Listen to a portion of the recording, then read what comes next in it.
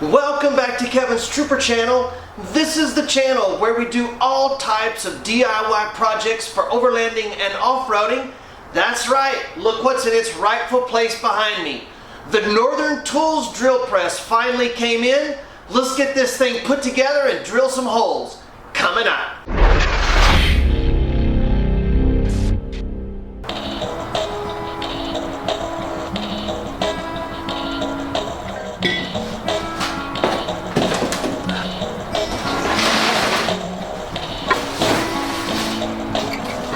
Step number one is you're going to take the base and you're going to align it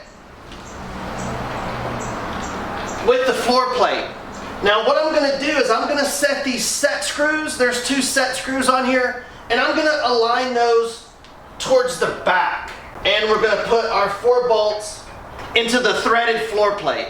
These are 17s. And we've got those snug down. These are probably fairly inexpensive bolts. They're probably made of Chinesium, so you don't want to over tighten them. You don't want to strip one of these out and have a big problem. Just snug them up. You can always retighten them later if they loosen up. I see what they mean online about these instructions. They are terrible. But by the time I get done editing this video, it should be really simple. But these instructions are terrible.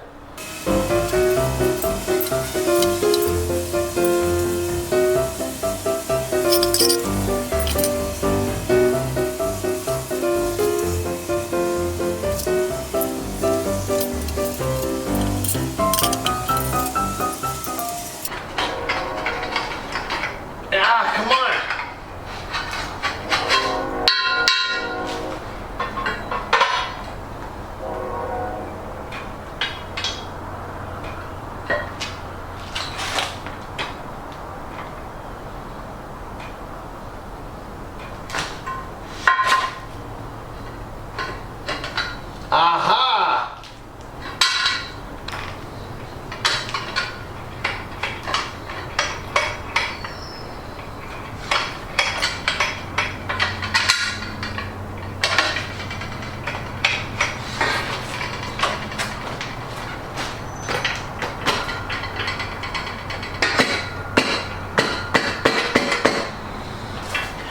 Okay, did you guys see what I did there?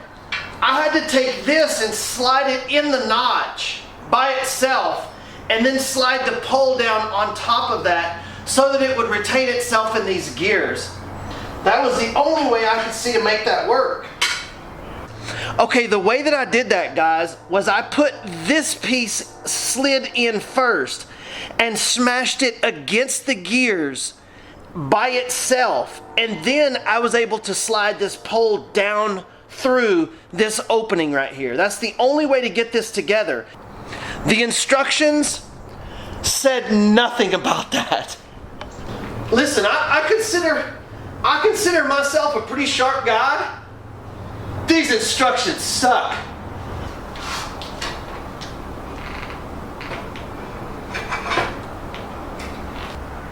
Alright, now this crank handle has a little set screw. And that's just going to go against this little flat piece right here, and the set screw will keep it snug.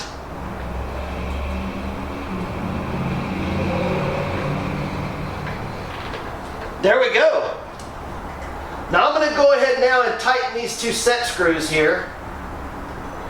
I'm going to go ahead and tighten the table up. Yeah, that's actually getting pretty snug now.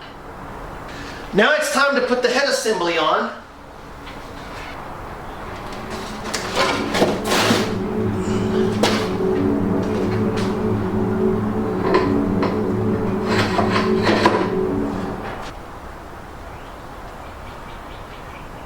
We're going to install our light. It's got a simple little plug connector. Alright, so they've got these really big holes here drilled in the plastic, and you can see how the Phillips head and that hole is about the same size. If it strips out later, I'll deal with it then. It's not the end of the world. I just think they could have got that drilled a little bit smaller there. Now the neat thing about this is if I ever wanted to change this light out, I could just cut the connector off of this light and put it on another light and use the connector. Now I definitely don't want to make these too tight. And there's the little light that comes with it. How bright it is, I don't know yet. Alright, I'm going to go ahead and install the feed handles. And you could always just use one of these if the other one's got in your way. This next step is very important to keep your chuck staying up here inside. It's important that you clean the oil off of this and clean the oil off of the inside because this is a friction fit. So you jam this up in there and it wedges. And that's the only thing keeping this in is just the friction along this bar. So it's important you clean this with some brake clean and get all that oil off of it and on the inside as well. So I'm just going to take a little brake clean. I'm going to take a little brake clean on this rag.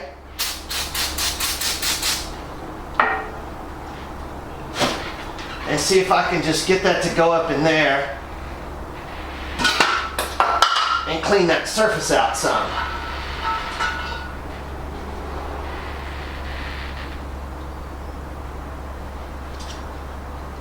There we go. That ought to work.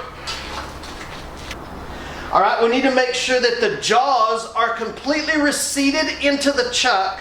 Put this up in here and give it a couple of whacks. There we go. Okay, the way that you adjust your belt tension is you have two knobs like this on each side that have to be loosened. It's identical on both sides, so I'll loosen this side. I'll loosen the other side, and then I can take this and tighten my belts. So I'll tighten that up, and then I'll turn the set screw. And that'll keep my belts tight. I'm going to be drilling a lot of metal, so I'm going to set this on its lowest RPM setting. So it looks like the belt placement for 220 to 260 RPMs needs to be all the way at the bottom and all the way at the top. So you can see, here's my chart on the door, and it wants this belt obviously would be on the largest and the smallest. That makes sense. That would make it to be the slowest possible. So I'm going to loosen the belts.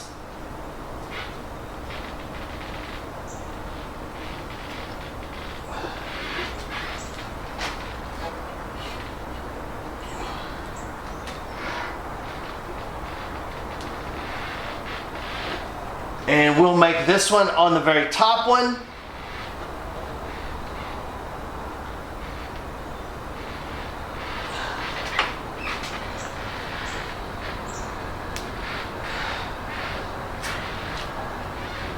And that will be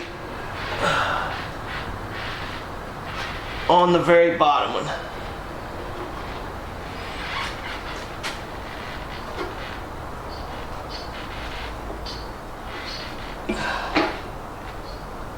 There you go. Now that's obviously pretty to max tension because that's going to be its farthest, its slowest setting. So now I'm going to give that some tension.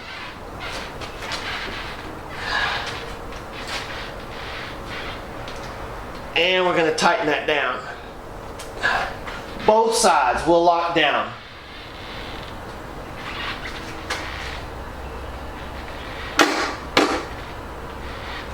All right. You're going to get this piece right here with your drill press. What this is for is to take your chuck out. And what you'll do is bring this down, and you can use this to put in here to drive the this wedge in here to knock this out if you ever need to take that out. So don't throw this away.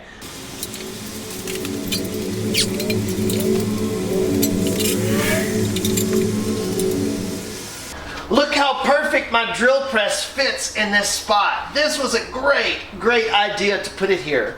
All right, here we go. The first time it's being turned on.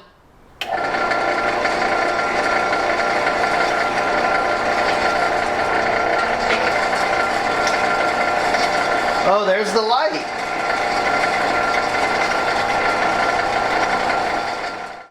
And I also added to the collection some new Irwin drill bits. These are going to set right there.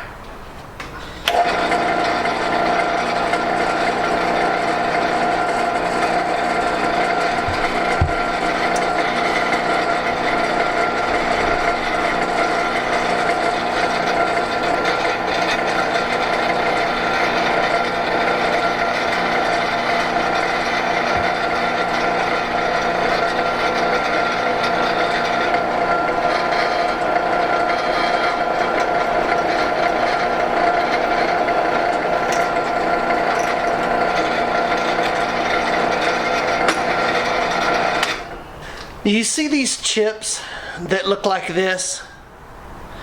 That's the kind of chips that you want to get whenever you drill. If you're piling up a bunch of little dust, your drill bit is probably getting hot and it's not exactly what you want to see.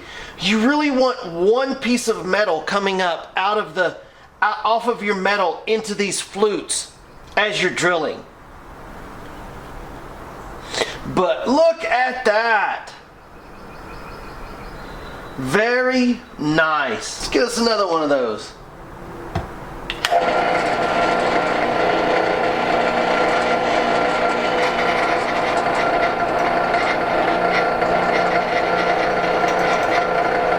See those chips coming up? That's what you want to see. Beautiful. Well, there you have it. That is the installation of the Klutch 13-inch floor-mounted drill press. Everything went together pretty well. The most complicated part of it was how to get this gear that the table rides up and down on in there first. The instructions are terrible. You know, all those people on the internet that said the instructions were terrible, they were right. The pictures were blurry and fuzzy. It was terrible. But we got it put together, everything is running. I'm real impressed with the quality so far. And granted, I've used it one time. I'll be giving you guys a review after I put this thing through its paces for a few months, and then we'll come back and look and see how it's holding up. Thank you so much for joining me. Don't forget to hit the subscribe button and join our great community that we have on this channel. And give me a thumbs up, because you know it means a lot to me. Thank you guys. We'll see you in the next video.